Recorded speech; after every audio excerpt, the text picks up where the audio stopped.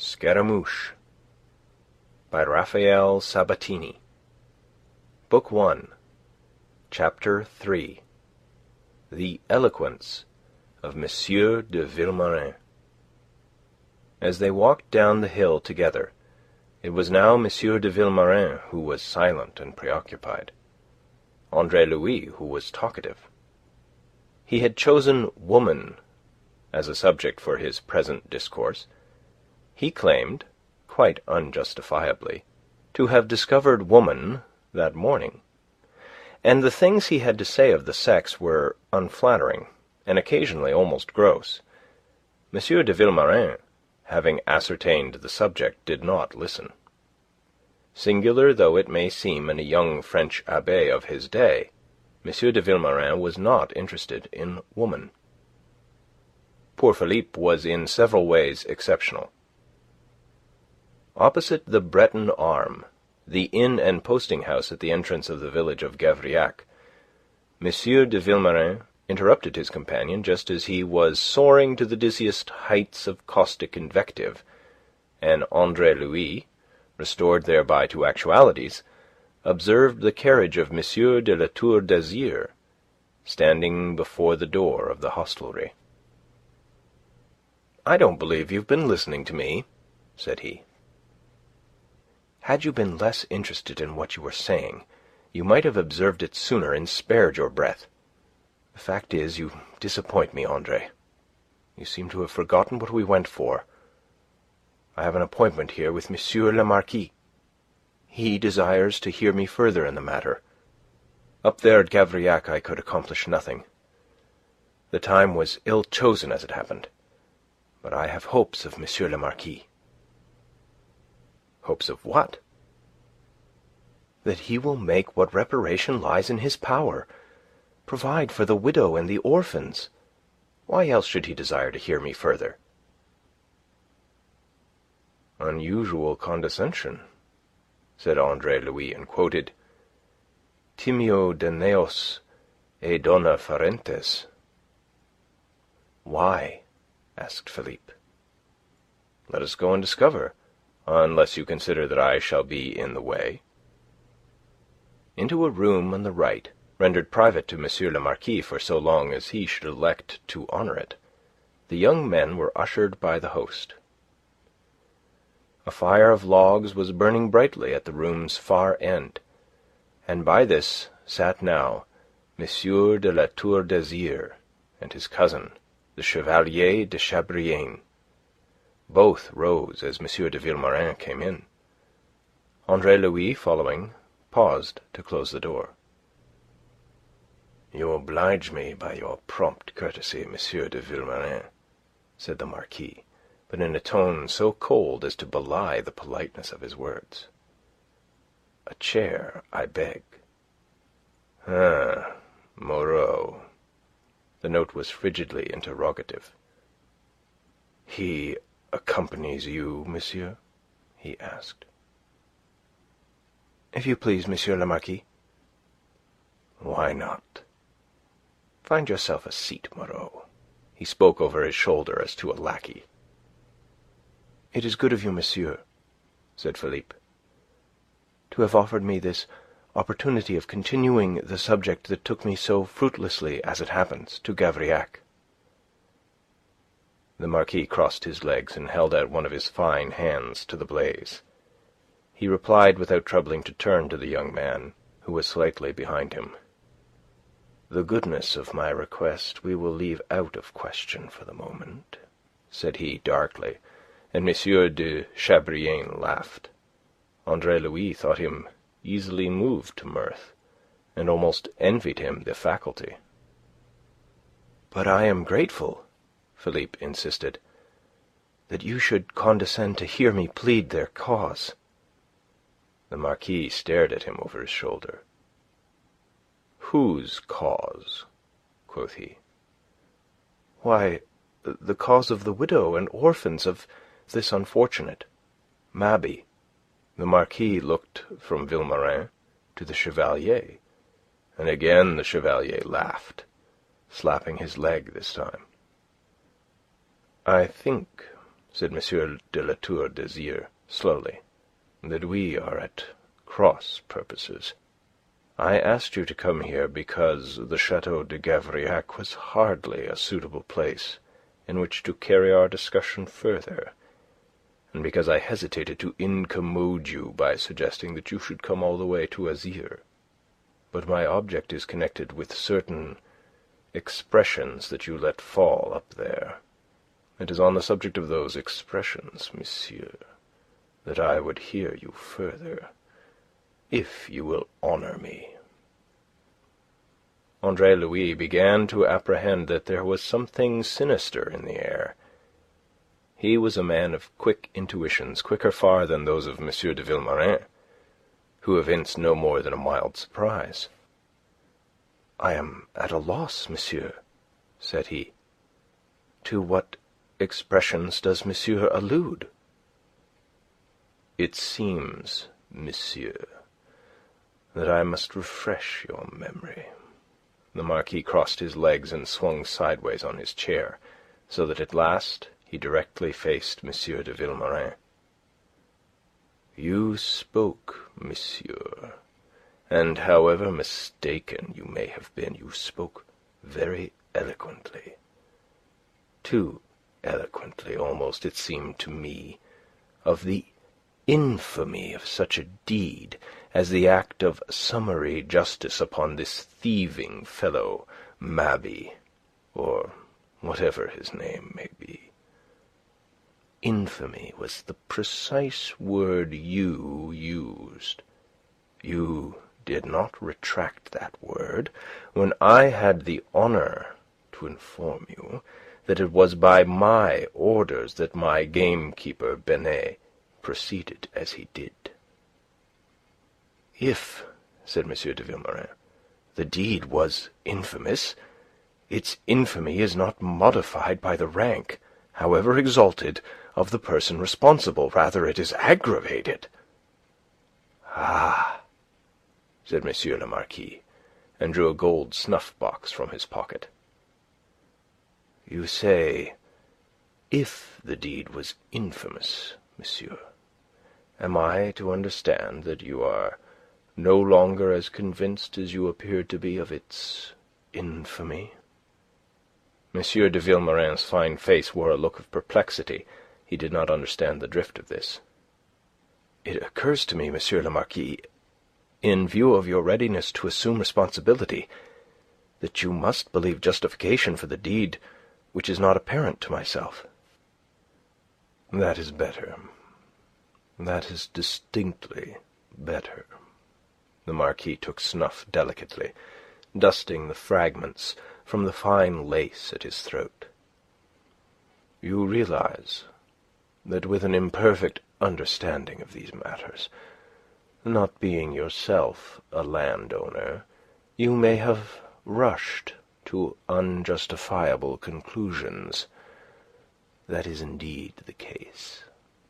May it be a warning to you, monsieur, when I tell you that for months past I have been annoyed by similar depredations. You will perhaps understand that it had become necessary to employ a deterrent sufficiently strong to put an end to them. Now that the risk is known, I do not think there will be any more prowling in my coverts, and there is more in it than that, Monsieur de Vilmorin. It is not the poaching that annoys me so much as the contempt for my absolute and inviolable rights. There is, monsieur, as you cannot fail to have observed, an evil spirit of insubordination in the air, and there is one only way in which to meet it. To tolerate it in however slight a degree, to show leniency, however leniently disposed, would entail having recourse to still harsher measures tomorrow. You understand me, I am sure. and you will also, I am sure, appreciate the condescension of what amounts to an explanation from me, where I cannot admit that any explanations were due.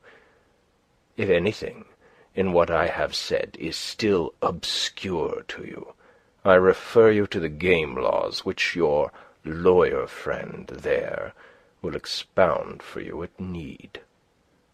With that, the gentleman swung round again to face the fire. It appeared to convey the intimation that the interview was at an end. And yet this was not by any means the intimation that it conveyed to the watchful, puzzled, vaguely uneasy Andre Louis.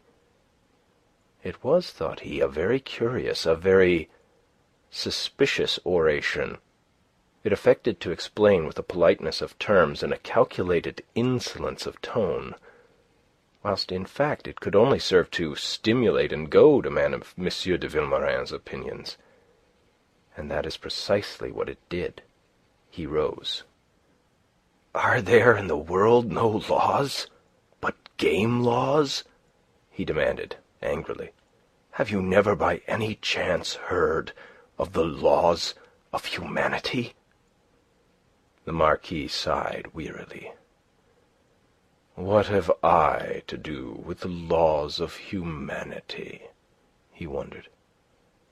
M. de Vilmorin looked at him a moment in speechless amazement. "Nothing, Monsieur le Marquis. That is, alas, too obvious. I hope you will remember it in the hour when you may wish to appeal to those laws which you now deride." M. de La Tour d'Azyr threw back his head sharply, his high-bred face imperious. "Now, what precisely shall that mean? It is not the first time today that you have made use of dark sayings that I could almost believe to veil the presumption of a threat." "Not a threat, Monsieur le Marquis. A warning that such deeds as these against God's creatures...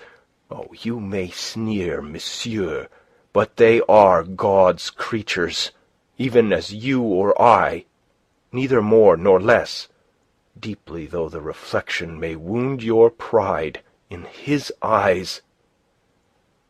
"Of your charity, spare me a sermon, Monsieur l'Abbé."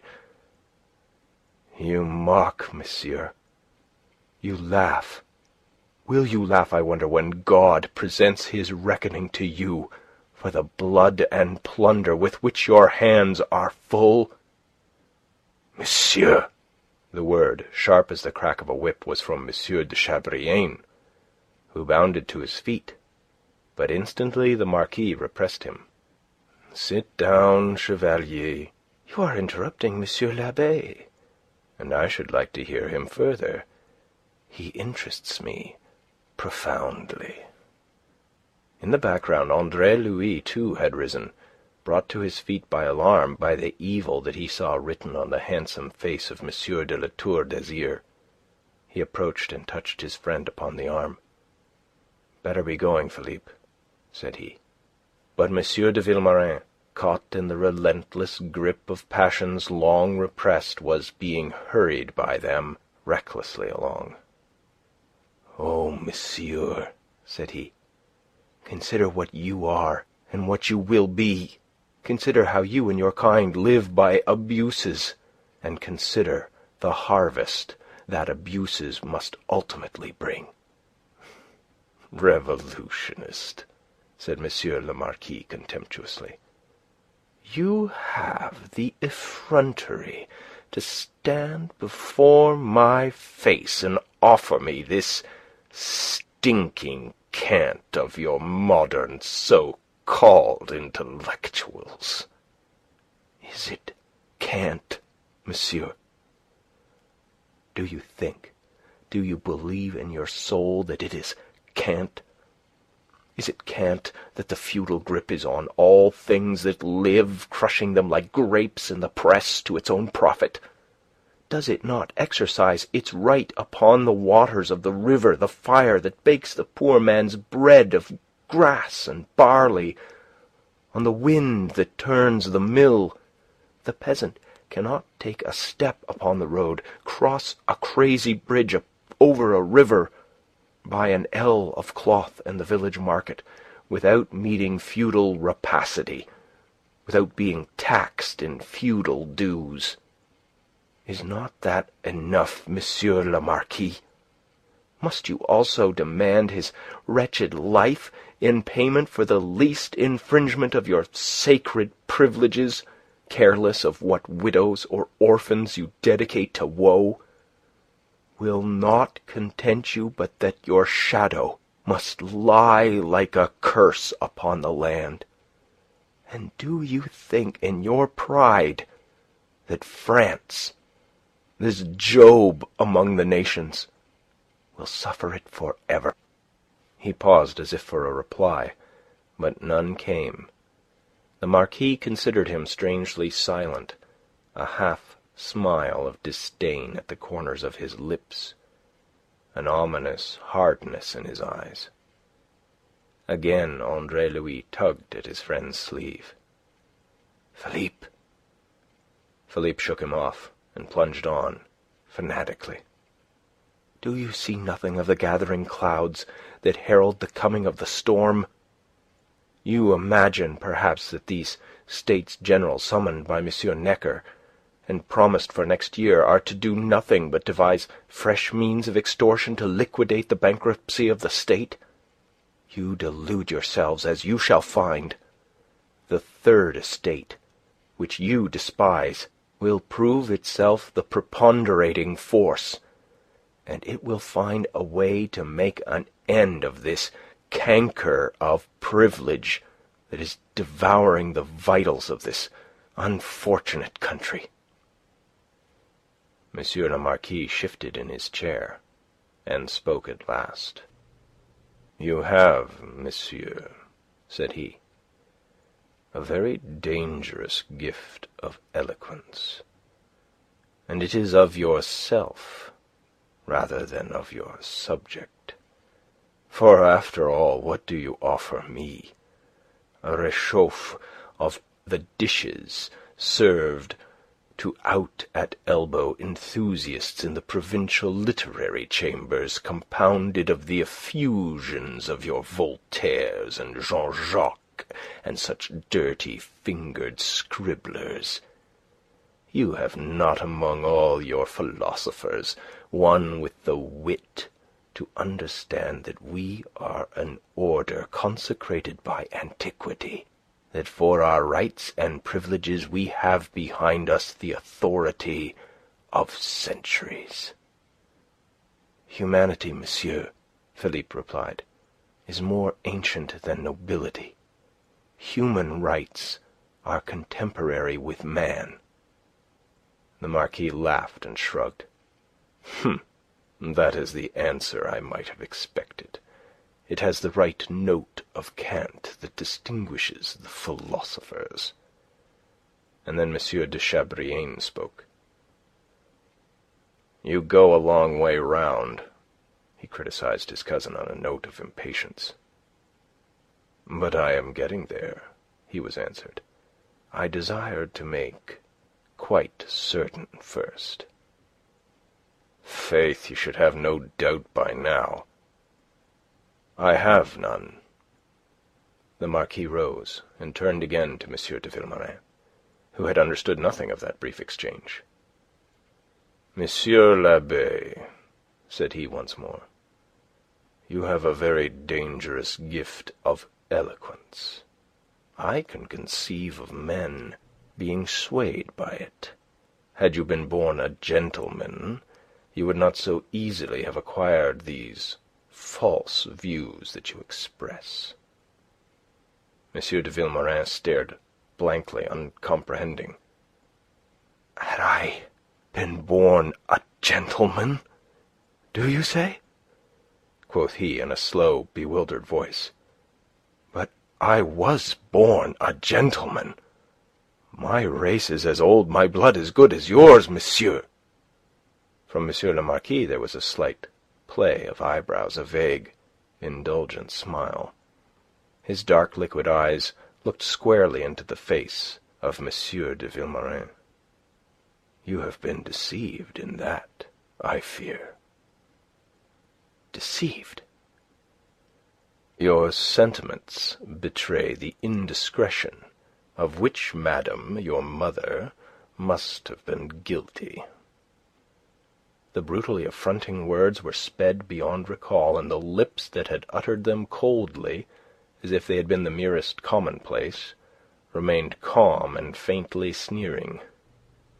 A dead silence followed. Andre Louis's wits were numbed. He stood aghast, all thought suspended in him, what time M.